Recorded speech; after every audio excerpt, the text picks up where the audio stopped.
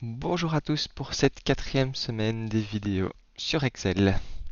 Alors qu'est-ce qu'on a fait jusqu'à présent? On a d'abord vu les bases d'Excel, c'était la semaine 1, où surtout on s'est focalisé sur comment écrire des formules et comment les tirer en gelant correctement colonnes et lignes dans une formule en travaillant par référence. Parce que vous l'avez vu, on fait beaucoup ça dans Excel, tirer des formules. Ensuite, en semaine 2, on s'était un peu plongé sur les graphiques, comment représenter des données, comment avoir quelque chose de joli, de présentable, et aussi un peu comprendre à quoi ça sert d'avoir des données, qu'est-ce qu'on peut en faire, qu'est-ce qu'on peut montrer. Pour ça, j'espère que le travail va aussi vous aider à comprendre un peu ce qu'on peut faire. Vient la semaine 3 où on essaie d'un peu plus personnaliser ce qu'on veut, d'être capable d'extraire ce qu'on veut dans les données. C'est vraiment là qu'on commence à être dans ce qu'on appelle le dynamique. Au lieu d'avoir des données brutes, je suis capable d'afficher des messages en fonction de mes données, d'avoir des conditions, et donc vraiment tout ce qui est formule et fonctions logiques. Et maintenant, on va revenir un petit peu, on va se calmer un petit peu avec les formules, ce sera pour la semaine prochaine encore plus de formules, et travailler avec les tableaux. Comment est-ce qu'on va vraiment travailler avec un tableau de données dans Excel? Parce qu'au final, c'est ce qu'on a le plus dans Excel. On a déjà fait des graphiques grâce à ces tableaux, en fait, où je vais appeler tableau pour l'instant juste une matrice, donc des lignes fois des colonnes avec des données dedans. Mais on va voir qu'il y a vraiment moyen de considérer ça comme un tableau. Alors ça, c'est le titre général, mais avant d'aller là-dedans, on va continuer un peu sur les conditions avec la mise en forme conditionnelle. Donc c'est quoi la mise en forme conditionnelle? C'est le fait d'être capable de faire une mise en forme. Donc c'est quoi le format? C'est vraiment tout ce qui va être, est-ce qu'on va mettre des pourcentages, est-ce qu'on va mettre des couleurs, est-ce qu'on va mettre du gras? Et ça va être conditionnel, donc sous des conditions. Donc par exemple, on pourrait mettre, je vais prendre des exemples de ma vie, je vais pas dire de tous les jours, mais assez fréquemment. J'ai des étudiants qui passent des examens. Je vais mettre leur cote en rouge s'ils ont en dessous de 8, en orange s'ils ont entre 8 et 10, et en vert au-dessus de 10. Comme ça, visuellement, je vois tout de suite les étudiants qui ont raté, ceux qui sont limites et ceux qui ont réussi. Comment est-ce qu'on peut faire cela? Alors comme d'habitude, on n'a pas non plus beaucoup d'heures de cours, donc vous allez avoir l'occasion de travailler ça dans les exercices. Et ici, je vous fais juste un aperçu. Il y a évidemment beaucoup plus de choses à dire là-dessus. Allons un peu voir dans Excel. Donc ici, j'ai mis des cellules. Des cellules avec des matières, français, anglais, géographie, histoire, des étudiants, voilà. Et ici, j'ai Laurent, qui a fait 12 en français, 7,5 en anglais, et il a 10,38 de moyenne sur tous les cours. Et si on regarde aussi verticalement, donc en colonne, la moyenne des points de la classe pour français, c'était 10,83. Ça, c'est pour cette personne-là. Et on va corriger ceci tant qu'à faire. Et comme il revient plusieurs fois, je vais devoir corriger ça plusieurs fois. Ok. Qu'est-ce que je pourrais faire? Alors, je vais un peu inventer, juste pour des exemples, juste pour vous montrer un peu ce qu'on sait faire. Imaginons que j'aimerais bien savoir si Laurent a eu des beaux points comparé à la moyenne de la classe. Pour ça, je peux sélectionner sa ligne et aller dans Accueil et on va aller dans Style. Alors, en fait, on va passer plus ou moins toutes les vidéos dans cette partie style, d'abord avec la mise en forme et puis la mise sous tableau. Pour l'instant, on est dans la mise en forme. Si je clique ici, j'ai plusieurs choix. Je peux faire ce qu'on appelle des règles de surbrillance qui me permettent de mettre en couleur. En fait, bon, je peux faire d'autres choses que mettre en couleur. Je peux choisir de mettre du gras, de barrer, de faire plein de choses. L'idée, c'est que j'ai surtout les options qui sont à droite. Ces options, c'est intéressant de savoir qu'elles existent et parfois ça aide de se dire tiens, j'aimerais bien mettre quelque chose en avant et de balayer ces options en passant en se disant est-ce que je veux chercher ce qui est supérieur, entre, égal, qui contient. En soi, je vais pas toutes vous les présenter sauf brièvement maintenant, mais je vais pas faire des exemples pour toutes parce que ça parle de soi. Je peux choisir de mettre en couleur ce qui va être supérieur à une certaine valeur, ce qui va être inférieur à une certaine valeur, ce qui va être entre certaines valeurs, ce qui va être égal à certaines valeurs, ce qui contient du texte. Je peux même choisir s'il y a une date. Et je peux aussi regarder, tiens, si j'ai des valeurs en double. Imaginons que vous commencez à rentrer les points d'un étudiant, ou que vous rentrez les données ou les ventes, et qu'à un moment vous avez un doute, vous dites mais tiens, j'ai pas rentré deux fois la même chose, ben, plutôt que de repasser tout le tableau à la main, je peux demander de mettre en couleur ce qui est en double. Alors évidemment, il faut savoir ce qu'on veut mettre ici. Si je demande ce qui est en double, ça va mettre les deux 12 en double. Puis c'est pas que c'est deux codes différentes. Maintenant, il y a moyen de faire ça, mais il y a aussi moyen d'avoir un top. Et donc là, c'est les règles des valeurs de plage haute et basse, c'est-à-dire j'aimerais bien savoir les 10 plus grandes valeurs. Et alors ce que je peux changer ici, si je clique dedans, je peux demander d'avoir les 9 plus grandes, les 8 plus grandes. Regardons ici, je peux avoir la plus grande valeur par exemple, ou les deux plus grandes valeurs, ou les trois plus grandes valeurs, et ainsi de suite. Et on voit que ça s'est mis remplissage rouge clair avec texte rouge foncé. Donc si je demande les trois plus grandes valeurs, voilà ce que ça donne. D'accord? Alors ceci, j'effacerai après, mais pour l'instant je vais enlever mes règles. Hop. Voilà, je peux choisir d'avoir en nombre de valeurs, en pourcentage. Je peux aussi demander d'être supérieur à la moyenne calculée là-dedans. Et donc typiquement, si je voudrais connaître là, je sélectionne toutes les codes de français, mise en forme conditionnelle, supérieure à la moyenne, et je vois tout de suite les étudiants qui ont une cote supérieure à la moyenne. C'est quasi instantané, c'est très puissant, et là on est vraiment dans ce qu'on est la présentation des données. Est-ce que ça rajoute quelque chose en termes de valeur? Ben non, comme le nom l'indique, c'est de la mise en forme, c'est vraiment du format, c'est plus joli. Mais ça, premièrement, ça rend plus pro. Si vous donnez un fichier comme ça à quelqu'un, c'est tout de suite plus clair. J'ai des tableaux un peu plus loin, je pense, voilà, qui montrent que vous avez une certaine maîtrise, qui fait que les gens vont s'intéresser au contenu, vont passer plus de temps à le regarder. Alors que si vous avez des données juste brutes, ça fait un peu peur. Et en plus, ça vous permet, vous, de gagner du temps en lisant le tableau. Si vous avez un tableau qui est voué à être mis à jour très souvent et que vous avez envie que ça apparaisse très clairement, si vous avez par exemple un bénéfice ou une perte ou les couleurs, il n'y a que ça de vrai. Ok, donc on a vu qu'on pouvait choisir d'être supérieur entre égal à, qu'on pouvait avoir des tops, les 10% plus haut, les 10 plus grandes valeurs, que ces chiffres peuvent être changés, hein, ça peut être les 5 plus grandes, etc. On peut aussi avoir des barres de données. Alors les barres de données, c'est des barres qui vont montrer la progression. Typiquement, ici mes barres, elles ont un début et elles ont une fin. On voit que la fin c'est la plus haute valeur qui a été choisie instinctivement et le début est sans doute mis à 0. Là j'ai pris les options par défaut, donc mes barres vont de 0 à 17 ici. Donc ici si je sors la valeur, 5, ma barre va être plus petite, 4 encore plus petite, 3, 2, 1 et 0, il n'y a plus de barre. Ceci c'est une manière de visualiser très rapidement, sans devoir lire des chiffres, qui a une grande valeur, qui a une petite valeur. Je l'ai plus loin comme vous venez de le voir. Voilà, imaginons les salaires dans une entreprise. Bah là, ça permet en un clin d'œil de voir, voilà, c'est cette personne-là qui a le meilleur salaire. Suivi de par cette personne-ci, et puis on a quelques personnes un peu plus intermédiaires. On voit tout de suite ceux qui ont un faible salaire, etc. Ça rend les choses visuelles, très pratiques à voir. C'est les barres de données.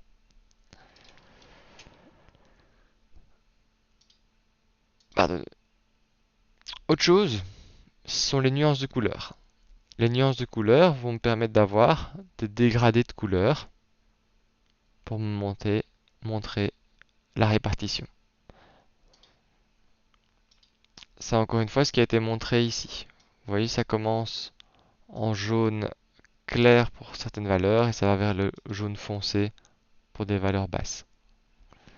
Là, c'est pas très clair, on peut changer les couleurs si on le souhaite.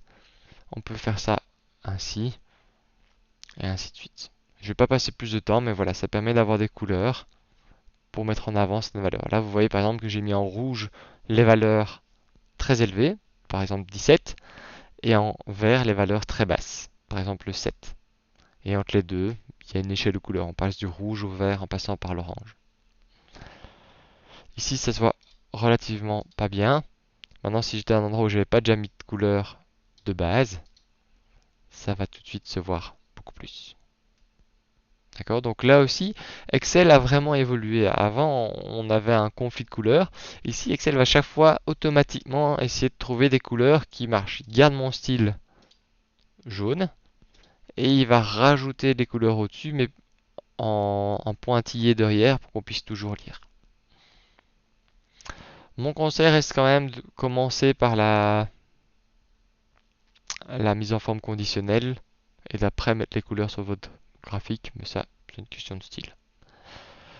La dernière chose, c'est le jeu d'icônes. Le jeu d'icônes, on peut choisir d'avoir des flèches qui représentent, ben voilà, ça dépend si vous voulez 3 flèches ou si vous en voulez 5, mais qui peuvent vous montrer les valeurs hautes, on voit le 17 ici, les valeurs basses, 6, etc.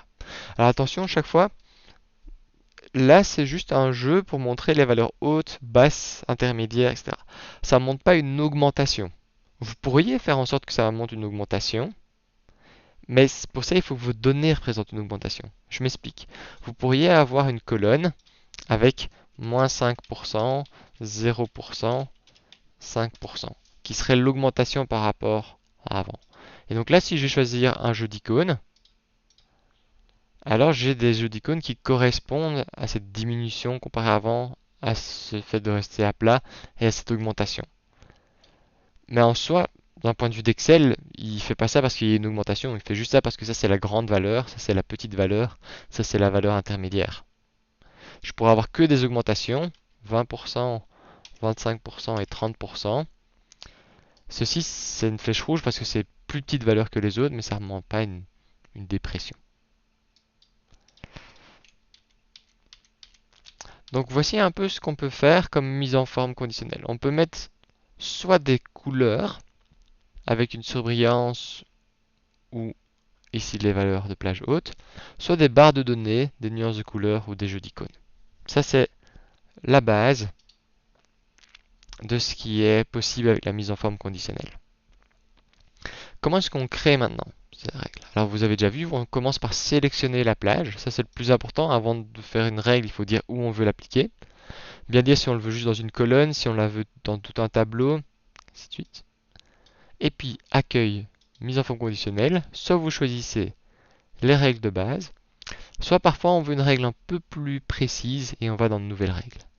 Et où là, ça parle un peu moins, mais on va retrouver un peu ce qu'on veut. Mettre en forme toutes les cellules d'après leur valeur. Et là, on peut demander, ben voilà, les cellules qui sont en telle valeur, en tel pourcentage, etc. Là, on peut passer un peu tout. Vous vous souvenez quand j'avais dit les 10 premiers, bah ici c'est une autre manière de voir les 10 premiers. Je peux choisir d'avoir les 10 derniers, les 5 derniers, etc. Et ainsi de suite, et ainsi de suite. Et il y a une dernière chose dont on n'a pas parlé, dont je parlerai juste après, c'est les formules. Avant de rentrer donc dans les détails de la nouvelle règle, j'aimerais bien vous montrer un peu qu'est-ce qui se passe une fois qu'on a des règles. Donc je vais rajouter ici une règle. Je vais demander que toutes les valeurs supérieures, on va dire à 10, soient mises en rouge. Voilà. Comment savoir si j'ai des règles appliquées? Parce que j'aurais pu juste aller dedans et choisir d'avoir une couleur rouge. Je vais dans mise en forme conditionnelle, gérer les règles. Là, ça me montre les règles dans la sélection actuelle. Alors, qu'est-ce que j'avais sélectionné quand j'ai fait ça? Cette case-là. Donc, dans cette case-là, il n'y a aucune mise en forme conditionnelle. Donc, soit je sélectionne la zone qui m'intéresse, mise en forme conditionnelle, gérer, et elle apparaît. Soit je peux changer dans les options ici pour demander d'avoir toutes les mises en forme conditionnelles de la feuille où je suis ou d'une autre feuille. Par exemple ici. Et là, je vois ma règle. Règle que je peux éditer en double-cliquant dessus. Et là, peu importe comment vous l'avez créée, vous arriverez toujours dans cette boîte-ci. Donc très souvent, quand on crée une règle, on va la créer par les options rapides ici. Mais c'est pratique d'être à l'aise avec cette boîte de dialogue-ci parce que dès qu'on va vouloir modifier une règle, c'est celle qui apparaît. Et donc d'être capable de lire un peu, mais souvent c'est juste du français. Quelle est la mise en forme? Les valeurs de la cellule supérieure à 10 sont mises dans ceci. Si je veux changer quelque chose, que ce soit pas les valeurs mais le texte ou blablabla, que ce soit pas supérieur mais supérieur ou égal par exemple, que je veux pas que ce soit 10 mais 20, 30 ou quoi, je peux changer ça ici. Et si je veux que ce soit pas mis en rouge, je peux cliquer sur format. Et là, vous voyez que j'ai accès à plein de choses. Je peux demander que ce soit mis en pourcentage dans certains cas. Je peux demander que ce soit barré. Je peux demander que ce soit en gras. Je peux demander des bordures. Je peux demander vraiment tout ce que je veux. Je peux demander des motifs, etc. Ici, je vais annuler pour pas tout casser, mais le format, ça se limite pas juste à des couleurs, on peut imaginer plein de choses. Ça, c'est pour modifier.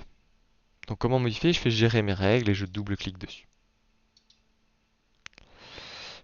Imaginons maintenant, on va voir un peu ce qu'on appelle les priorités des règles, que je vais rajouter une autre règle en disant que si quelqu'un, donc là au-dessus de 10, je suis en rouge, qu'est-ce qui se passe si je demande que quand je suis en dessous de 11, allez on va dire de 12, allez on va même dire de 15, comme ça c'est plus clair.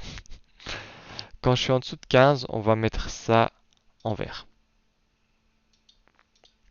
Là j'ai deux règles, donc je vais les écrire. Au-dessus de 10, c'est en rouge. En dessous de 15, c'est en vert. Alors, du coup, ce qui est au-dessus de 15, bah, ça peut être que du rouge, donc c'est ce qu'on voit ici. Par contre, ce qui est en dessous de 15 est en vert. Mais qu'est-ce qui se passe quand il y a les deux conditions qui sont vérifiées? Pour ça, allons voir dans Gérer les règles.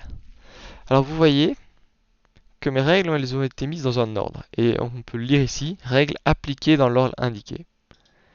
Et donc, on va d'abord, en fait, moi je lis ça de bas en haut, si vous voulez. C'est-à-dire, je mets d'abord tout en rouge, et puis je repasse dessus et je mets tout en vert. Une autre manière de le voir, c'est en termes de priorité. La priorité, c'est d'abord de tout mettre en vert, et si quelque chose n'a pas été mis en vert, je regarde si je dois pas le mettre en rouge. Donc c'est deux manières de voir les choses.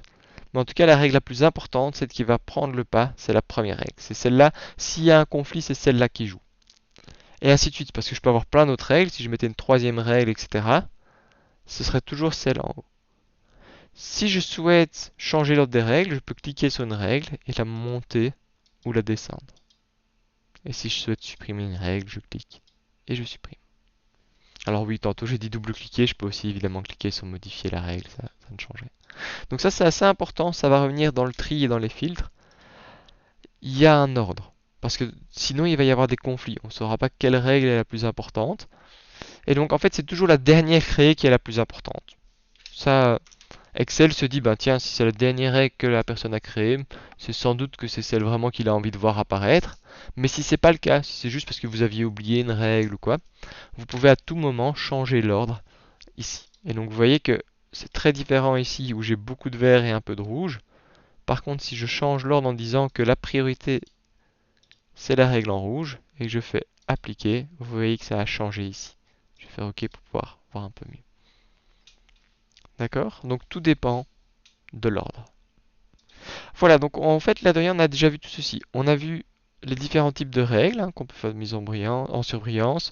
Mise en surbrillance, ça veut juste dire changer la couleur de fond en fait. Mais c'est plus que ça, comme on a vu pour le format. On a vu pour les valeurs, on a vu les différents types, qu'il n'y a pas juste le format classique, mais aussi des barres de données, des nuances de couleurs et des jeux d'icônes. Et on a vu un peu comment créer une nouvelle règle, effacer une nouvelle règle, jouer avec les priorités et modifier ces règles. On se retrouve dans la deuxième vidéo.